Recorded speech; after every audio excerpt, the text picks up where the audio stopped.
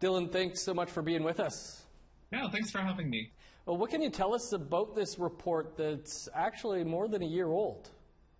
Yeah, so this was a workplace investigation. It was looking into the organizational culture. AMC has been taking on a lot of work lately, whether that's been the COVID vaccination campaign, some of the foster care reforms that they've been doing, and they wanted to get a sense of why things aren't necessarily getting done. The scope of the organization keeps getting broader, the funding hasn't really caught up. So they had this external consultant take a look at how things have been running, and very quickly it morphed into, these stories about mistreatment, about bullying in the office. The start of the report sort of talks about how this wasn't going to be a gradual tweaking of it. It was going to be like a huge reform needed and a culture change because, a lot from the top especially is a bit of a toxic work culture. What are some of the things that stuck out for you in this report? I think how black and white it was about the bullying that was going on, that there was a lot of lateral violence, that this is an organization that people aspire to join, and I'd heard that from a lot of the staff there. And it was a bit eerie reading how this had been documented a year prior. I'd been speaking with a number of people, predominantly women. We mentioned the 5 in the piece. Mm-hmm. There's other people who have issues working at AMC that aren't necessarily about the workplace culture, but these 5 women, their stories really resonate with what was in that report. We've been kind of sitting on those interviews because the specifics we can never really get into without identifying.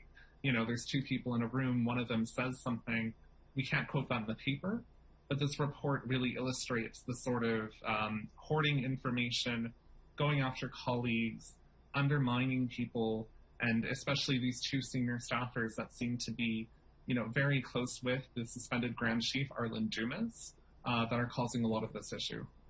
What's been the reaction from the Assembly of Manitoba Chiefs to your reporting on this external review?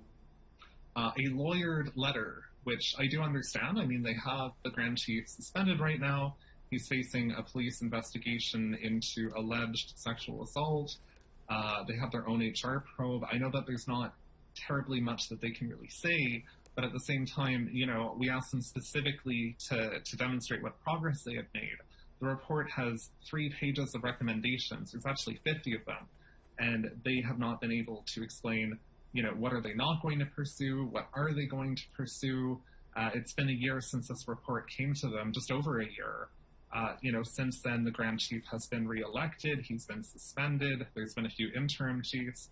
I would have expected at least some information on what they're doing to at least acknowledge that this is a problem instead of saying HR is taking care of it, because HR is often the issue.